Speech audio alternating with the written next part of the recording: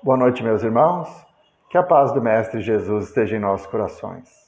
Que tenhamos passado belos dias de comemoração na virada do ano, no Natal, entre os nossos familiares, e que este ano que se inicia possa nos trazer muita esperança, muita paz, muita saúde, para vencendo a nós mesmos, nos tornarmos pessoas melhores. Hoje nós vamos retomar o nosso estudo do Livro dos Espíritos, a partir da questão 245. Ele está tratando dos sentidos dos espíritos desencarnados. Então vai falar um pouco da visão, da audição, e para que nós entendamos como funciona a vida após a desencarnação. Então vamos lá, questão 245. A visão dos espíritos é circunscrita como a dos seres corpóreos? Não, ela reside neles por inteiro. A nossa visão, enquanto encarnados, ela depende das condições do nosso órgão ocular. Não é? Então, para que nós possamos enxergar, é preciso que o sistema nervoso ocular esteja em ordem, que a nossa córnea esteja em ordem e, como é o meu caso, sem defeitos. Né? Quando há defeitos, é preciso colocar uma lente corretiva. Então, o corpo traz limitações. Já o espírito não tem essas limitações. Ele não depende de um órgão físico. A luz se emana dele e ele pode enxergar, vai enxergar naturalmente, sem nenhum obstáculo. Então, um espírito desencarnado jamais terá necessidade de usar óculos. Mas tem alguns que os videntes dizem que se apresentam ainda com óculos. Por quê? Porque durante toda a encarnação ele era deficiente visual e mesmo desencarnado ainda não percebeu que essa deficiência pode ser eliminada pela sua própria vontade. Tá? Você tem o corpo físico como limitador, mas o espírito não. Como para que nós possamos enxergar ou nos manifestarmos, nós precisamos do corpo físico enquanto na vigília, então nós vamos estar restritos a essas limitações. Desencarnados, essas limitações se encerram e o espírito vai enxergar muito mais do que nós enxergamos com os nossos olhos materiais. 246. Os espíritos precisam da luz para ver? Veem por si mesmos, sem precisarem de luz exterior. Para eles não há trevas, a não ser aquelas em que podem achar-se por expiação. Então, como eu disse, nós temos um órgão físico, material, que precisa da incidência da luz. Então, para que nós possamos enxergar um objeto, é preciso que a luz se reflita nesse objeto, penetre a nossa córnea, ela vai estimular o nervo óptico que vai mostrar ao cérebro a imagem. Já o espírito desencarnado, ele não tem essa necessidade. Ele vai enxergar com a luz própria. Ele não precisa de luz exterior. Todos os espíritos? Não. Depende muito do grau evolutivo. Muitos espíritos, quando se manifestam na reunião mediúnica, eles falam, estou na escuridão, não vejo nada. Por quê? É o estado psicológico em que ele se encontra. Então, os espíritos inferiores, enraivecidos, os espíritos que ainda não têm o conhecimento da continuidade da vida, ao desencarnar, eles têm muitas dificuldades. E uma delas é a percepção de que eles são capazes de transpor as paredes, né, sem obstáculos, de enxergar com a própria luz, né, sem a necessidade de uma luz exterior. Enfim, são muitas as limitações que o corpo traz e que, desencarnado, essas limitações elas vão sendo eliminadas, mas também depende do grau evolutivo do espírito desencarnado. Alguns recém-desencarnados ou ainda ignorantes em relação à verdadeira vida, eles continuam limitados como se tivessem o corpo físico. 247. Os espíritos têm necessidade de transportar-se para ver o que se passa em dois pontos diferentes? Podem, por exemplo, ver simultaneamente dois hemisférios do globo? Como o espírito se transporta com a rapidez do pensamento, pode-se dizer que vê em toda parte ao mesmo tempo. Seu pensamento pode irradiar e dirigir-se para muitos pontos diferentes ao mesmo tempo, mas essa faculdade depende da sua pureza. Quanto menos puro é o espírito, tanto mais limitada é a sua visão. Só os espíritos superiores podem abarcar o conjunto. No espírito, a faculdade de ver é uma propriedade inerente à sua natureza e que reside em todo o seu ser, como a luz reside em todas as partes de um corpo luminoso. É uma espécie de lucidez universal que se estende a tudo, que abrange simultaneamente o espaço, os tempos e as coisas. Lucidez para a qual não há trevas, nem obstáculos materiais. Compreende-se que deva ser assim.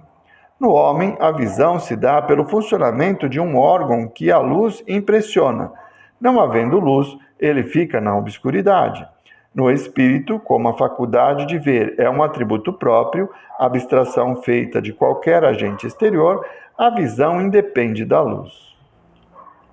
Então é assim, todos os espíritos conseguem se deslocar pela velocidade do pensamento? Sim, mas eles têm que ter esse conhecimento. À medida em que nós vamos evoluindo, ou seja, nos aproximando da lei de amor, da prática da caridade, quando nós vamos combatendo em nós as más tendências, as paixões, o orgulho, a vaidade, nós vamos adquirindo mais liberdade. Isso quer dizer o quê?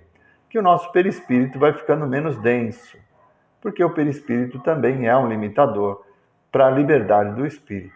Mesmo desencarnado, se for um espírito inferior, ainda endurecido, o seu perispírito ele ainda é denso.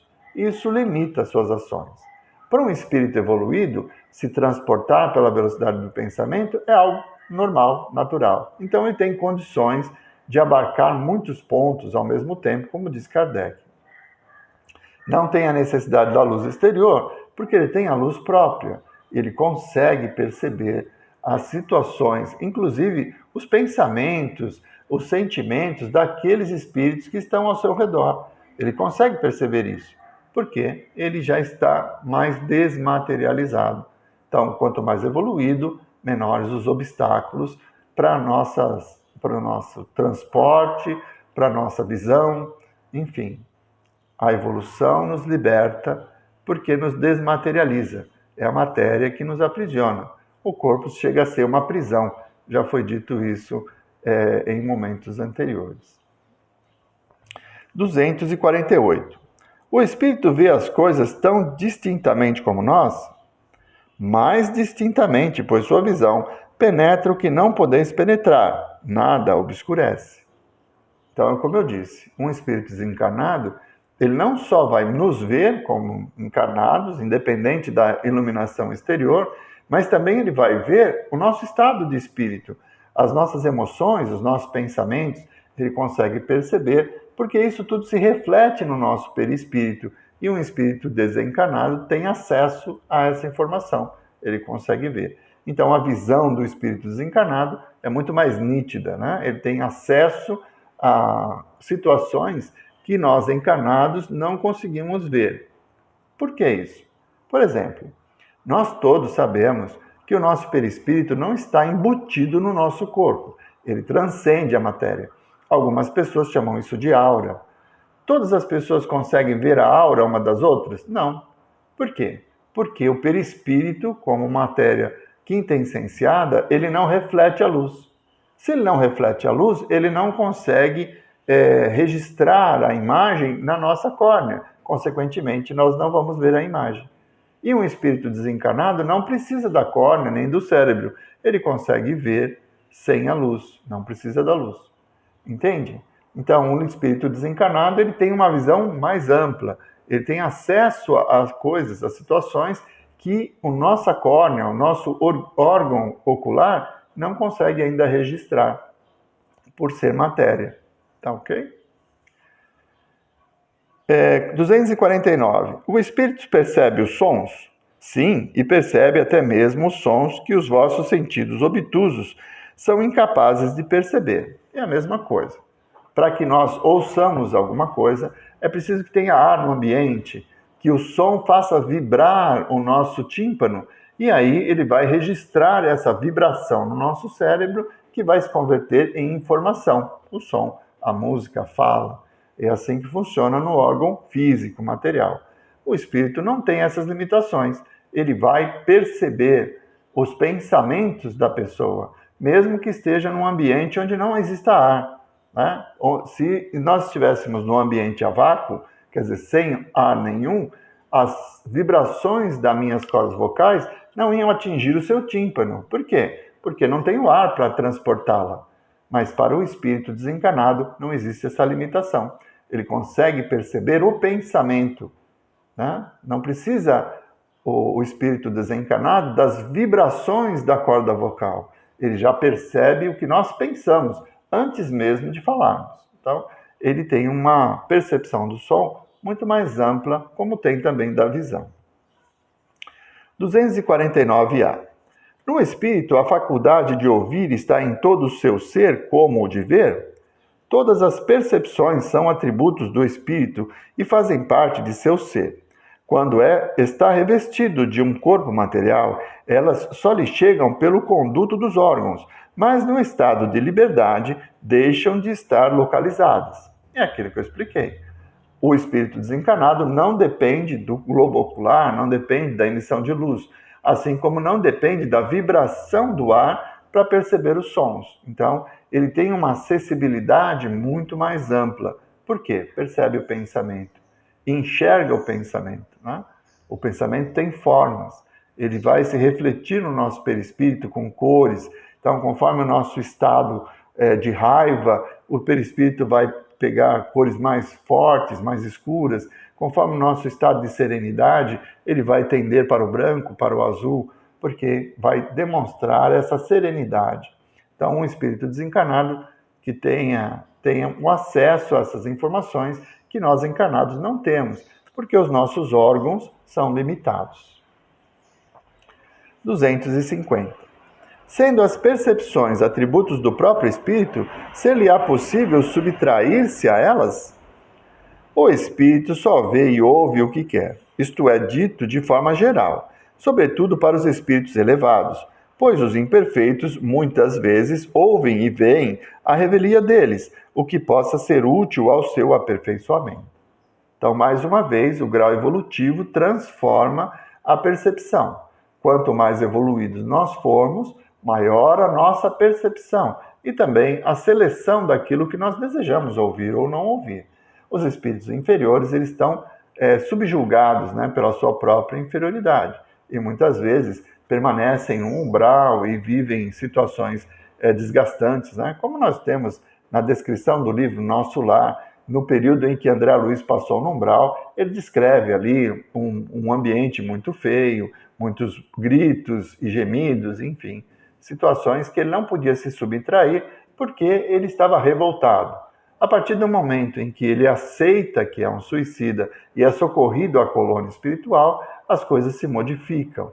Então, conforme o grau evolutivo, a pessoa tem mais ou menos influência sobre o ambiente onde ela está.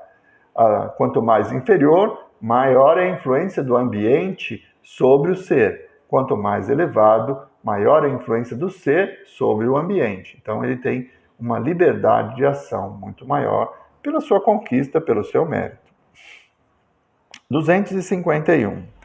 Os espíritos são sensíveis à música? Essa pergunta é muito interessante. Ele desdenha da nossa música. Veja só. Referi-vos à vossa música? Que é ela comparada à música celeste? A esta harmonia de que nada na terra vos pode dar ideia. Uma está para a outra como o canto do selvagem para uma suave melodia. Não obstante, espíritos vulgares podem experimentar certo prazer em ouvir a vossa música, por não lhes ser dado ainda compreender outras mais sublimes. A música possui infinitos encantos para os espíritos, em razão de terem muito desenvolvidas as suas qualidades sensitivas. Refiro-me à música celeste, que é tudo o que de mais belo e suave a imaginação espiritual pode conceber. Então, conforme nós vamos apurando a possibilidade de ouvir, vamos evoluindo, nos desmaterializando, teremos acesso a harmonias e músicas celestes. São descritas aí nas obras espíritas que traz muita paz, muita felicidade. Por enquanto, a gente ainda está aqui e gosta de samba, e gosta de outros tipos de música, porque é da nossa natureza. Muitos espíritos que estão desencarnados ainda continuam com esses mesmos gostos, porque não conseguiram se libertar das coisas da Terra. Mas à medida que nós evoluirmos, nós vamos apurar os nossos sentidos. E aí vamos perceber coisas mais sublimes. Né? Nossa, já passou o tempo. Então, vamos encerrando por aqui. Na semana que vem, nós retomaremos a partir da questão 252. Nós vamos continuar o estudo do Livro dos Espíritos, apesar da casa retornar às atividades públicas, né? Hoje, inclusive, estarei lá fazendo uma palestra sobre o primeiro capítulo do Evangelho segundo o Espiritismo. Eu vou continuar publicando esses vídeos e, se for do interesse, que vocês possam continuar me acompanhando, ok? Então, vamos fazer a prece.